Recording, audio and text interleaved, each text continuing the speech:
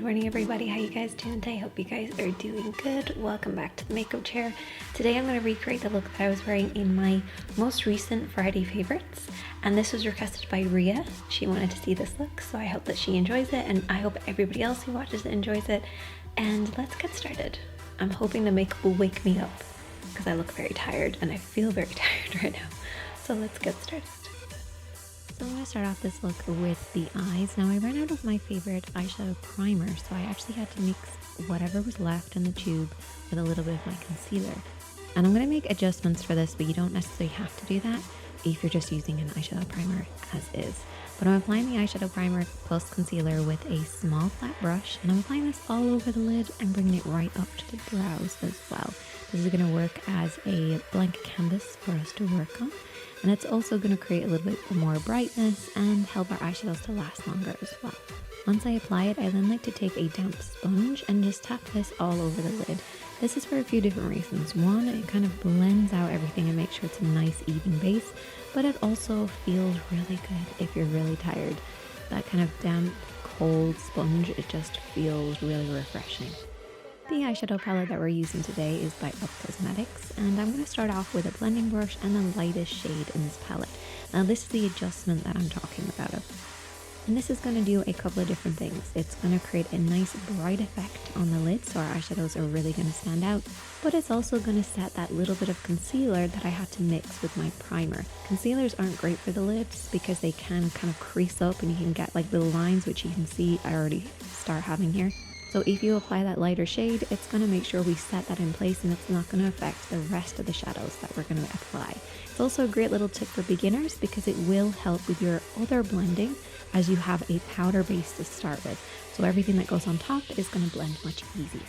The next shade that we're going to take is our mid-tone shade, the most important shade. We're going to apply this really tight on that outer edge with that blending brush into the crease of the eye and then down onto the lid. You should always choose a shade that's at least one shade darker than your skin tone and also has a matte finish. We don't want anything too shimmery this high up on the lid. We also don't want anything too dark either. So blend it into the crease and then bring it down. This is kind of like contouring and shaping the eye and adding a little bit of depth as well. Take your time with this, get a really nice blend, and then we can move on to our next shadow. So we're moving on to the darker shade in the palette. This is sort of like an aubergine sort of a brown. And we're using a pencil brush this time. So I'm taking my brush in more of a horizontal motion, working across the lash line, and then bringing it more vertical when I want to softly blend this up and blur this up.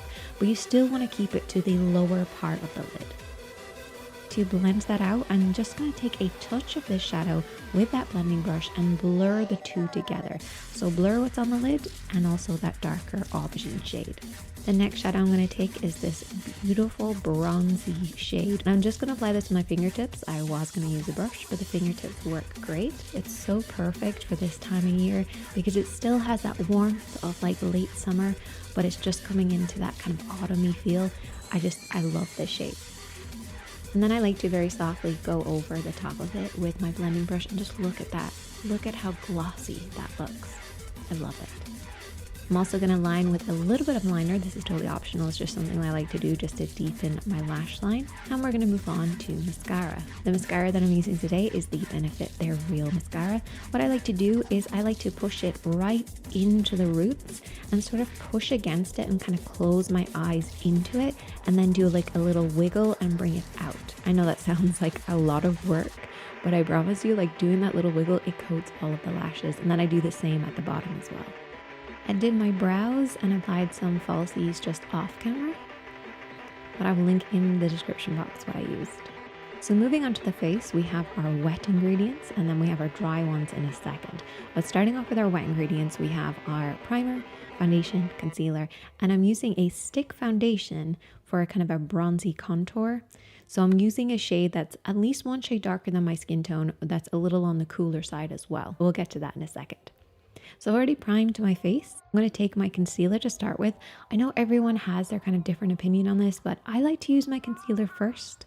I like to use a brush and my sponge to add a little bit of the coverage that I need where I need it, and then I can work on the coverage with my foundation later.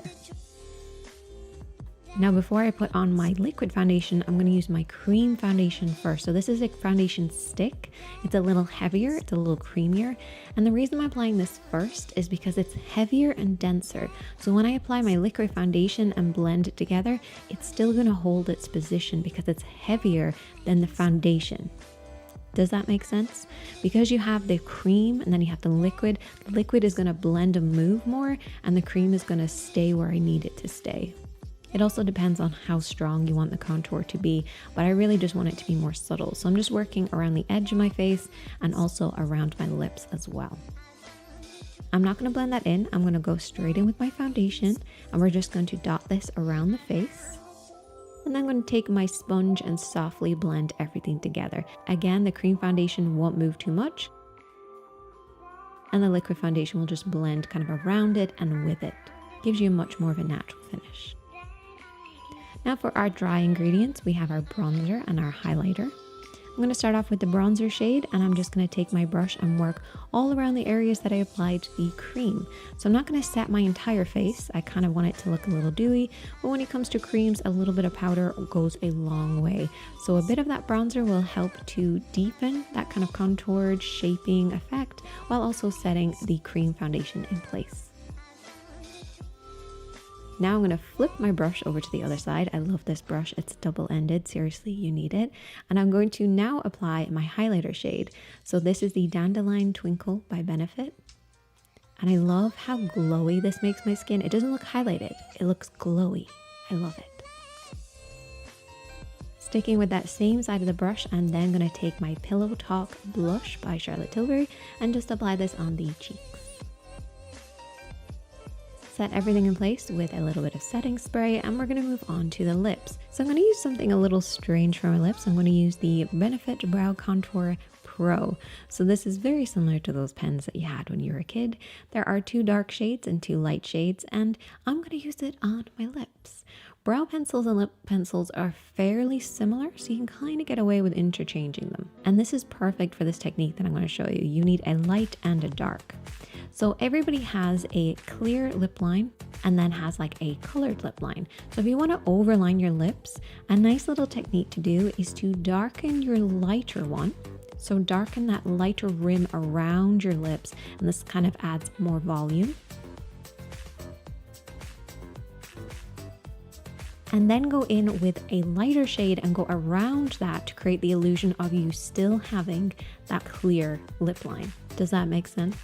It's a technique that I'm still sort of working on and still kind of changing around a little bit, but it creates the illusion of a slightly fuller lip because you're going to darken your lighter one and then create the illusion of a lighter one still being there and just blend it all together. Now I did mess up my Cupid's bow a little bit. Again, I'm still working on this technique, but it's all about kind of trial and error when it comes to your lip shaping. And then I'm going to go in with a matte lipstick, and you might be like, okay, but why even darken it if you're going to cover it? Well, that depth is still going to show through slightly underneath, and it also works as a great base for the lipstick to sit on top of, so you're going to keep that fullness even with your lipstick. And I also went in with my favorite kind of sheer liquid lipstick. I love this one by L'Oreal, and I just kind of mostly focus this on the center of the lips. And there you go, you have a slightly fuller lip line. So that is the makeup done. And now for the fun bit, I'm gonna put on my hoops. I instantly feel different when I put my hoops on. I feel like I don't know, a more fun person. So I'm gonna put my hoops on, and then I just do a little ponytail because I know that Ria asked to see like how I did my hair.